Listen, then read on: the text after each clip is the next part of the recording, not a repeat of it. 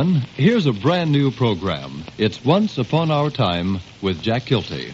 Oh, my name is Jack Kilty. I bid you good day, and I thank you for letting me wander your way with songs and with stories both tender and gay.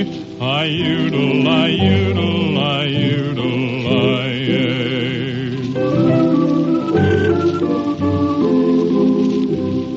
Yes, ladies and gentlemen, with his funny little theme song, NBC's young baritone Jack Kilty comes to you with the first of a series of his own programs. 15 minutes a day of fine old songs and human interest stories. True stories that happened once upon our time.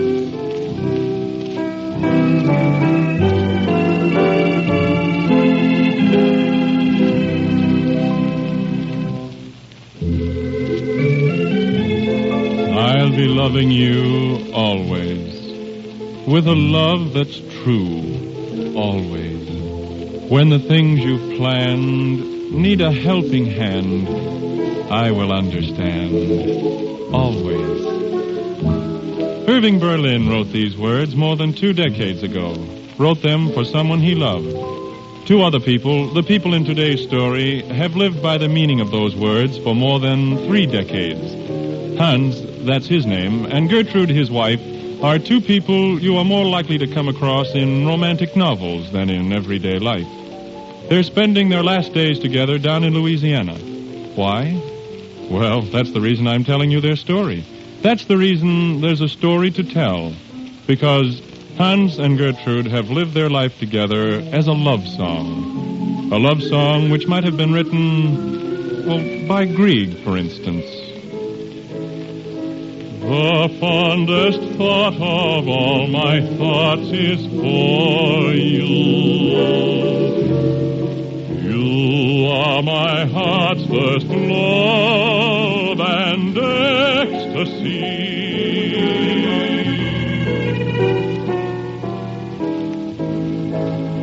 I love but you and tenderly adore you. I love but you, I love but you, I love but you for all eternity. I love but you for all eternity.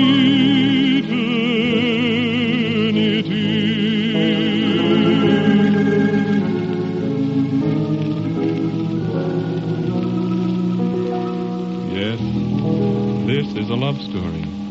And once upon our time, it made newspaper headlines. But it began long before a newspaper reporter sent it across the wires. It began in 1913 on a tiny remote island in the South Pacific practically no one ever heard of in those days, the island of Guam. Hans was at that time a sergeant in the United States Marines. Gertrude was the daughter of a retired Prussian officer. The sergeant and his lady met by accident on the island's gently rolling tropical beach. And, by accident, they found they had a lot of things in common. Their second meeting, however, was not accidental.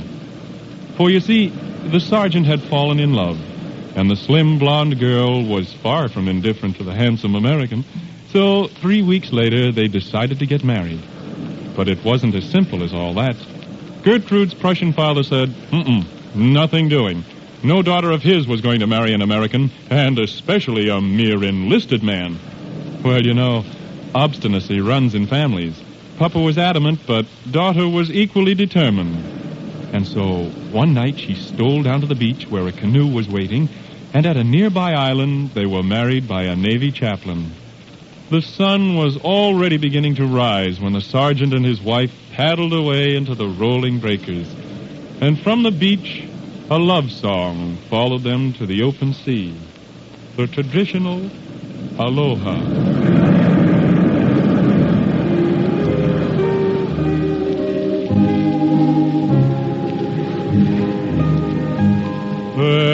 Farewell to thee, farewell to thee, thou charming one who dwells among the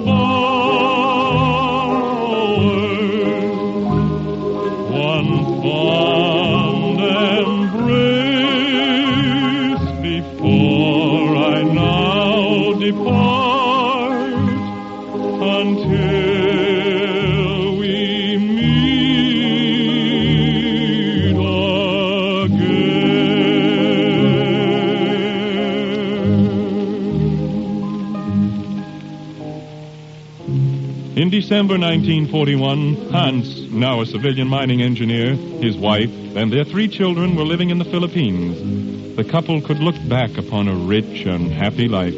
They were husband and wife, but more than that, they were friends and companions, always sharing their problems, their joys and sorrows. And were it not for the war, and especially their devotion to each other, I wouldn't be telling their story today. On the day Pearl Harbor was attacked, Hans joined the Army Engineers. For 6 bitter months, he fought under MacArthur's command. And then came Bataan, Corregidor, defeat, and the death march. Gertrude could have had her freedom then. Her German brother offered to intercede in her behalf, and the Japs were willing to release her in his custody. Instead, she chose to follow her husband into internment. They lived in different parts of the prison, seldom saw each other. And when they did, Gertrude never once mentioned that she was ill, that she had contracted a disease she couldn't understand, whose symptoms were completely strange to her. For 3 long years, she waited patiently for the day of liberation. Her only source of strength, the faith she learned at her mother's knee. Rock of ages, cleft for me, let me hide myself in thee. Let the water and the blood from thy riven side which flowed be of sin the double cure. Cleanse me from its guilt and power.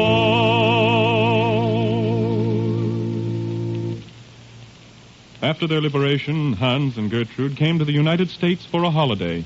But Gertrude was now really ill, too sick to enjoy the new freedom she'd longed for through the years of imprisonment.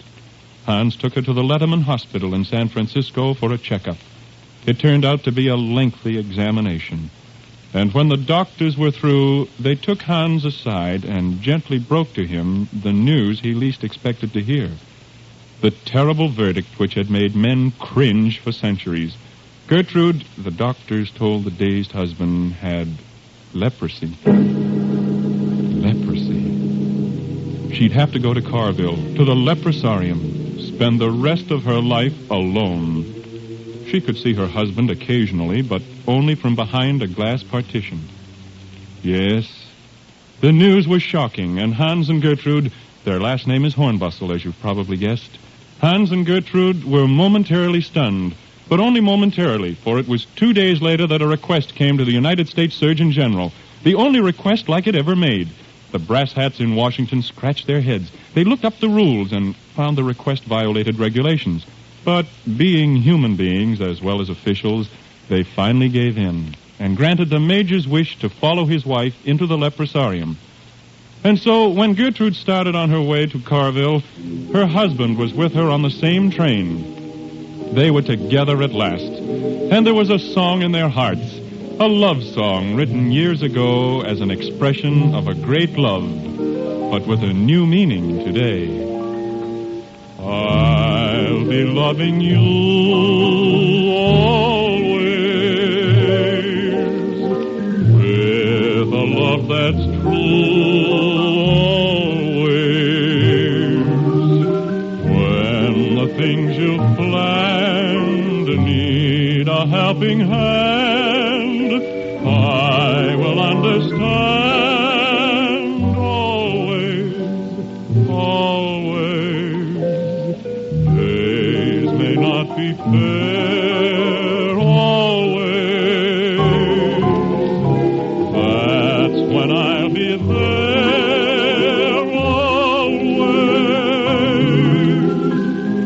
Not for just an hour, not for just a day, not for just a year, but always.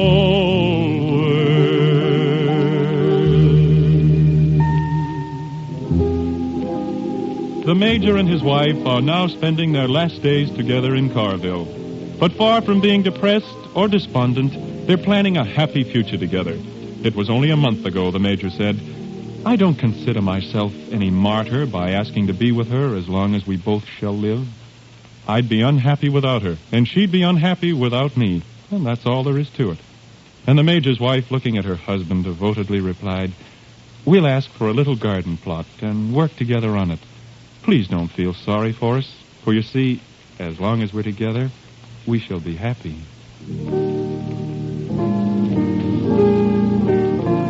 And now our story is over. But I'd like to add a postscript. Good luck, Major and Mrs. Hornbostel. It is very rarely that one comes across such courage and devotion.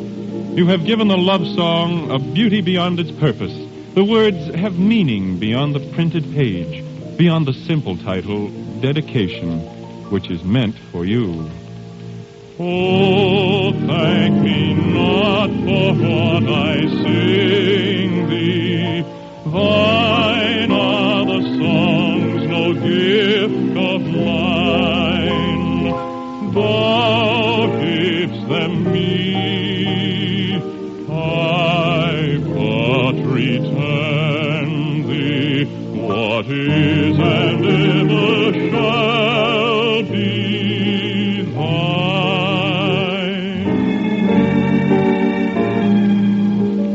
I've looked in thy dear eyes and taken the truth that there alone belongs. Then tell me not I was mistaken. Dost thou not know thine own sweet songs? Dost thou not know thine own sweet songs?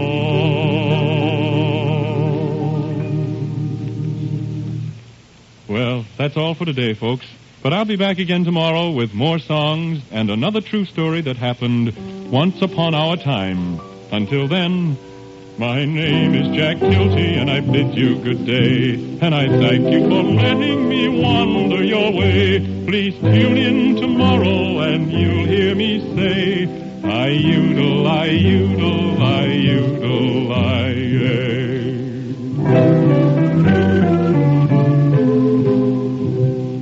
You have been listening to Once Upon Our Time, a quarter hour of music and human interest stories featuring NBC's young baritone and storyteller, Jack Kilty. You'll be back tomorrow at the same time, so tune in, won't you, for 15 minutes of favorite songs and stories that happened once upon our time. I-udle, I-udle, I-udle, I-ay. This is NBC, the National Broadcasting Company.